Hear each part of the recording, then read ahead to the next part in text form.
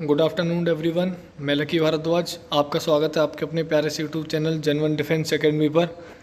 आप मेरा थंबनेल देख पा रहे हो कि कोस्ट गार्ड में आखिर डॉक्यूमेंटेशन में इतने लोग बाहर क्यों होते हैं। ठीक है, आपको मैं बता दूं कि इंडियन आर्म फोर्सेस में जैसे ये कोस्ट गार्ड आपका जो है वो पैरामिलिट्री फोर्सेस में आता है, लेकिन अगर हम ऑल ओवर आर्म फोर्सेस की बात करें तो इंडियन कोस्ट गार्ड का डॉक्यूमेंटेशन बहुत ज़्यादा हार्ड है। चाहे वो हम सेलर एंट्री की बात करें, चाहे वो हम ऑफिसर एंट्री की बात करें, ठीक है, वो एसएसबी एंट्री है चाहे ऑफिसर एंट्री है, कुछ भी है, कोस्ट गार्ड में हमेशा डॉक्यूमेंटेशन में बहुत स्ट्रिक्ट है और काफ़ी लोग डॉक्यूमेंटेशन में बाहर होते हैं। क्योंकि मेरा कोस्ट गार्ड में काफ़ी बार एक्सपीरियंस रहा है और मैंने मल्टीपल टाइम्स क्लियर किया हुआ है इंडियन कोस्ट गार्ड नाविक जीडी। ठीक है, तो मैं आपके सामने ये बात बताने आया हूँ कि यार आपको डॉक्यूमेंटेशन में ये गलती नहीं करनी। और कई लड़के पूछते हैं क्या यार डॉक्यूमेंट कौन से चाहिए, कि डोमिसाइल चाहिए नहीं चाहिए। सबसे पहले मैं आपको एक चीज़ बता दूं कि कोस्ट गार्ड में डोमिसाइल में बहुत लोग बाहर होते हैं। ठीक है, तो और उन्होंने अब की बार डोमिसाइल की आपको डेट भी बताई थी कि इससे पहले का नहीं होना चाहिए। ठीक है, और अगर आप ऑनलाइन उन्होंने जो भी डॉक्यूमेंटेशन फेज़ टू से पहले अपलोड करवाएं, उनसे अगर उनकी इन्फॉर्मेशन मिसमैच होती है तो आप जो आपका स्टेज 3 होने वाला है यानी medical examination at INS Chilka, वहाँ से आप रिजेक्ट कर दिए जाओगे। ठीक है, जैसा कि मैं तुम्हें पहले बता चुका हूँ, कोस्ट गार्ड का डॉक्यूमेंटेशन सबसे ज़्यादा हार्ड होता है as compared to air force, army and navy. ठीक है, तो चलते हैं यार ऐसे कौन से रिजेक्शन के कारण हैं जिनके कारण इंडियन कोस्ट गार्ड से सभी कैंडिडेट्स या कैडेट निकाल दिए जाते हैं। ठीक है, क्योंकि हर बार ऐसा होता है कि लड़के आते हैं, ठीक है, कोस्ट गार्ड का एग्ज़ाम इससे पहले ऑफलाइन हुआ करता था। ऑफलाइन में क्या होता था, पहले डॉक्यूमेंट वेरिफिकेशन होता था, उसमें सभी को लगभग 50% बच्चे डॉक्यूमेंटेशन में बाहर होते हैं भाई। ठीक है, इतना तगड़ा यहाँ पे डॉक्यूमेंटेशन वेरिफिकेशन चलता है। ठीक है, क्यों, आपके फेज़ 2 में जब आप जाओगे वहाँ पे तो एक मार साहब बोलते हैं वो, ठीक है, उनका कोस्ट गार्ड का ये शब्द है मार साहब। ठीक है, आप जाओगे तो आपको हंसी भी आएगी कुछ, तो वो बोलते हैं कि मार साहब छटनी कराओ। क्या बोलते हैं, मार साहब छटनी कराओ। छटनी का मतलब समझ रहे हो आप, डॉक्यूमेंटेशन में बाहर कराओ। ठीक है, तो जब उन्होंने सारी चीज़ें आपको यार बता दी हैं फिर भी आप डॉक्यूमेंट नहीं ले जाते हो तो इसमें आपकी गलती है और आप क्लियर वहाँ से बाहर कर दिए जाओगे। आपने इसके रिटर्न एग्जाम में भी रिजल्ट देख लिए होंगे कि कैसे लोग E-LAF सेंटर्स पर बाहर हुए थे। ठीक है, तो चलो बात कर लेते हैं ऐसे कौन से कारण हैं जिनसे कोस्ट गार्ड में लड़के रिजेक्ट हो जाते हैं। ठीक है,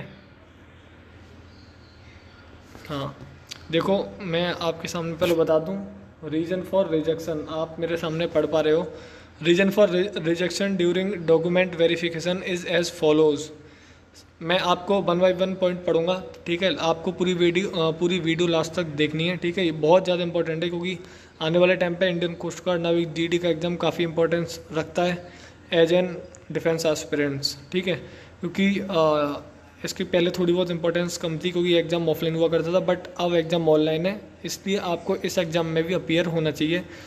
ये मैं आपको पर्सनली रिकमेंड करता हूँ। ठीक है, तो यार चलो चलते हैं। पहला क्या बोला है, name of candidate in the e admit card application is not as per 10th 12th certificate, diploma certificate, photo ID card, SC ST EWS clarification and other certificate uploaded application. यानी जो आपने पोर्टल पे ये सारी चीज़ें अपलोड करी हैं एक तो वो होनी चाहिए। ठीक है, date of birth of candidate in the E-admit card application is not as per 10th certificate, 12th certificate, diploma, photo ID card, SC ST OBC EWS certificate and any other certificate uploaded in application। यानी date of birth वगैरह 10th की marksheet, 12th की marksheet, या आप diploma holder हो तो ये सब चीज़ें, फोटो ID कार्ड वगैरह, ये सारी चीज़ें बिल्कुल सटीक तरीके से अपलोड होनी चाहिए। और आपके पास अगर सर्टिफिकेट है EWS का, ठीक है, EWS का, OBC का, SC का या ST का, भाई मेरे वो सर्टिफिकेट ओरिजिनल होना चाहिए। अगर उसमें फिर थोड़ा बहुत फर्जीवाड़ा हुआ तो आप वेरिफिकेशन में पकड़े जाओगे। ये मैं आपको पहले से ही बिवेयर कर दे रहा हूँ कोस्ट गार्ड के बारे में। थर्ड पॉइंट के बारे में बात करते हैं। फादर नेम ऑफ कैंडिडेट आपका बिल्कुल ठीक होना चाहिए। Non submission of required original document, ठीक है, इसका तो मतलब समझ ही रहे होगे। Expired caste certificate, EWS OBC non category, अगर आपकी एक्सपायर्ड कास्ट सर्टिफिकेट यानी उसे काफ़ी दिन हो गए हैं, इन्होंने एक अपना मंथ बताया हुआ है कि इस मंथ से पहले का हमें नहीं चलेगा, तो यार ये चीज़ आपको बाहर कर देंगी, ठीक है। फादर नेम गलत हुआ तो बाहर कर देगा, डेट ऑफ बर्थ गलत हुआ तो बाहर कर देगा, ठीक है। और क्या इसमें OBC certificate as per central government format, आप क्या करते हो स्टेट गवर्नमेंट का बना लेते हो, ठीक है, फिर कह देते हो कि भैया हमारे पास तो सर्टिफिकेट है, लेकिन इन्हें क्या चाहिए सेंट्रल गवर्नमेंट। ध्यान दो यहाँ पे सेंट्रल गवर्नमेंट इन्होंने बोला हुआ है, ये आपको चाहिए। फिर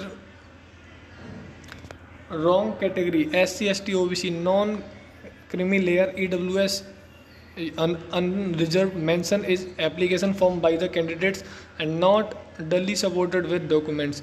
रॉन्ग इन्फॉर्मेशन अगर आप अपनी कैटेगरी के बारे में देते हो और रॉन्ग अपना सर्टिफिकेट लगाते हो तो भैया आपको वहीं से सीधा रिजेक्ट कर दिया जाएगा, ठीक है। और आपकी फिर देखो ये फ़ोटोग्राफ एप्लीकेशन, यानी आपका फ़ोटोग्राफ अगर मिसमैच होता है तो, ठीक है। और देखो इसमें कुछ चीज़ें और बता देता हूँ मैं, सिग्नेचर अगर आपका मिसमैच होता है तो, ठीक है। और क्या होगा वोटर ID कार्ड वगैरह जैसे वो आपको मांगते हैं, Aadhaar card licence with original valid proof identification as per passport driving licence, यानी आधार कार्ड, ठीक है, आपका पासपोर्ट हो या आपका ओरिजिनल लाइसेंस हो या आपका और पैन कार्ड हो, ये चीज़ आपकी चल जाएंगी, लेकिन विद ओरिजिनल आइडेंटिफिकेशन, यानी ओरिजिनल होनी चाहिए सारी चीज़ें। Not in the possession of coloured printed application and admit card. भाई सुनो मेरी बात ढंग से, इस चीज़ पे मेरे यहाँ पे भी बहुत बार होते थे जब मैं ऑफलाइन दिया करता था, यानी पिछली बार जब मैंने ऑफलाइन ये एग्ज़ाम दिया था, उनको कलर्ड एडमिट कार्ड चाहिए और कलर्ड ही एप्लीकेशन फॉर्म उनको वहाँ पे चाहिए। वो वहाँ पे सब अपना ये अंडरटेकिंग वगैरह के फॉर्म भराते हैं, उसमें काफ़ी चीज़ें कम आती हैं, ठीक है। और क्या बोल रहे हैं, फॉर नाविक GD if the candidate is declared as fail in math physics even if the candidate is declared pass in grade 12 by the respective board. तो ये एक रिजेक्शन का कारण है, ठीक है, इसे पढ़ लेना ध्यान से। और इन्होंने क्या लिखा है, not meeting the age criteria as mention in the advertisement for said post. होता क्या है, मान लो आपने डेट ऑफ बर्थ कुछ अलग डाल दी कि आप उस कैटेगरी में आ गए, लेकिन जब आपका भैया डॉक्यूमेंट वेरिफिकेशन हुआ तो आप उसमें बाहर हो जाओगे, ठीक है, आपकी डेट वहाँ पे सब चीज़ें पता पड़ जाएंगी। Mismatch of your biometric with return exam, हाँ, अगर जब आपका रिटर्न एग्जाम होगा इसमें अगर आपकी बायोमेट्रिक मैच नहीं करेगी, यानी कोई और बंदा अगर आपकी जगह वहाँ पे आ भी गया गलती से, तो आपको वहाँ से रिजेक्ट कर दिया जाएगा। और क्या बोला है, non reporting on the day time of stage first stage second and stage third. ऐसा ना हो कि आपकी रिपोर्टिंग टाइम 4 बजे मान लो आज की है तो आप कल जा रहे हो, तो इस चीज़ में इंडियन कोस्ट गार्ड आपकी कोई भी हेल्प नहीं कर सकता। तो ये कुछ चीज़ें थी जो आपके भैया डॉक्यूमेंट वेरिफिकेशन में आपको फोकस रखनी है, ठीक है, बिल्कुल दिमाग पे रखनी है कि यार हमें ये सारी चीज़ें गलती नहीं करनी डॉक्यूमेंट वेरिफिकेशन में, क्योंकि कोस्ट गार्ड में डॉक्यूमेंट वेरिफिकेशन में बहुत बंदे बाहर होते हैं, ठीक है, मेरा पर्सनल एक्सपीरियंस है। और प्लीज़ आज के बाद ये गलती मत कर बैठना, सभी से रिक्वेस्ट है, इसलिए मैंने आपके सामने ये थंबनेल लगाया है, ठीक है ना। तो यार यही आपके सामने न्यूज़ देनी थी। मेरे टेलीग्राम चैनल से जुड़ने के लिए आप जेन्युइन डिफेंस एकेडमी सर्च कर सकते हो, एकेडमी सर्च कर सकते हो, और मैं लिंक इसका डिस्क्रिप्शन बॉक्स में डाल दूंगा। आपके कोई भी डाउट वगैरह होंगे मैं वहाँ पे क्लियर करूँगा, लेकिन फ़िलहाल के लिए वहाँ पे चैट ऑफ है क्योंकि आपका एग्जाम नज़दीक है एयरफोर्स का, इसलिए मैं नहीं चाहता कि आपका टाइम वेस्ट हो, ठीक है। ये बहुत इंपॉर्टेंट आपके सामने चीज़ें थी, आपको किसी ने भी, मैं बोल रहा हूँ ना कि इम्पोर्टेंट क्यों है, रिजेक्शन का कारण आपको कोई बताता नहीं है, क्या रिजेक्ट क्यों होते हैं, कोई बता देगा डोमिसाइल चाहिए, तो मैंने आपको सारे पॉइंट क्लियर कर दिए कि आखिर रिजेक्शन का कारण इंडियन कोस्ट गार्ड में क्यों होता है, तो आपको ये गलती फिर से नहीं करनी, ठीक है। तो यही आपके सामने इंपॉर्टेंट न्यूज़ थी। अभी के लिए मैं चलता हूँ, शेयर करना देखो आपका काम है, ठीक है, शेयर करना आपका काम है। अभी के लिए चलता हूँ, जय Hind, have a nice day and love you all.